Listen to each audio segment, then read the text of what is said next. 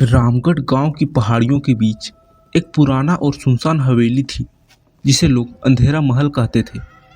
कहते हैं कि उस महल में एक छाया हर रात घूमती है। जिसने भी उस छाया को देखने की कोशिश की उसकी जिंदगी अजीब हादसों से घिर गई। राहुल, जो शहर से गांव में अपने दोस्तों के साथ घूमने आया था, इन कहानियों को मजाक मानता था। दोस्तों के बीच अपनी बहादुरी दिखाने के लिए उसने उस हवेली में रात बिताने की चुनौती स्वीकार कर ली। रात के 11 बजे राहुल ने टॉर्च और कैमरा लेकर हवेली में कदम रखा। हर कोना धूल और मकड़ियों के जाल से भरा हुआ था।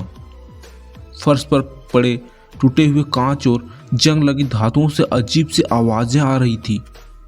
हवेली की खिड़कियां तेज हवा में सरसराने लगी। जैसे ही राहुल ने एक पुरानी तस्वीर पर टॉर्च डाली, उसे एक औरत की धुंधली आकृति नजर आई। तस्वीर के चेहरे पर कोई आंखें नहीं थी। अचानक दरवाजे के पीछे किसी के चलने की आवाज आई। राहुल ने पीछे मुड़कर देखा, लेकिन वहां कोई नहीं था। आधी रात के करीब जब राहुल मुख्य हॉल में पहुंचा, उसे लगा जैसे कोई लगातार उसका पीछा कर रहा हो। उसने टॉर्च की रोशनी घुमाई, लेकिन सिर्फ अपनी परछाई दिखाई दी। तभी उस परछाई ने हिलना शुरू कर दिया, राहुल के विपरीत दिशा में। डर के मारे राहुल ने भागने की कोशिश की, लेकिन दरवाजा अपने आप बंद हो गई। छाया धीरे धीरे आकार लेने लगी। अब वह एक मानव आकृति में बदल चुकी थी, मगर उसका चेहरा अंधेरे में छिपा हुआ था।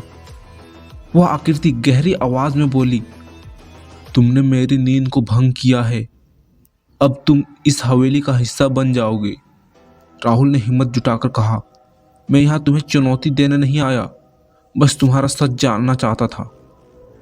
आकृति ने एक पल के लिए चुप्पी साध ली और फिर कहा, यह महल उस वक्त से खड़ा है जब समय ने इसे भुला दिया था।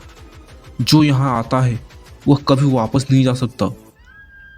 लेकिन राहुल ने हार नहीं मानी। उसने मन ही मन ठान लिया कि इस परछाई के प्रभाव से मुक्त होकर रहेगा। उसने टॉर्च की रोशनी को तेज किया और तेजी से दौड़ता हुआ दरवाजे की ओर भागा। अचानक दरवाजा खुला और राहुल बाहर कूद गया।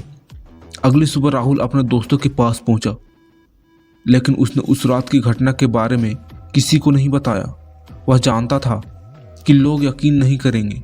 आज भी लोग कहते हैं कि अंधेरा महल में वह छाया हर रात घूमती है और नए शिकार की तलाश करती है, लेकिन कोई भी दोबारा उस हवेली में जाने की हिम्मत नहीं करता। तो दोस्तों, आपको यह कहानी कैसी लगी कमेंट बॉक्स में जरूर बताएं।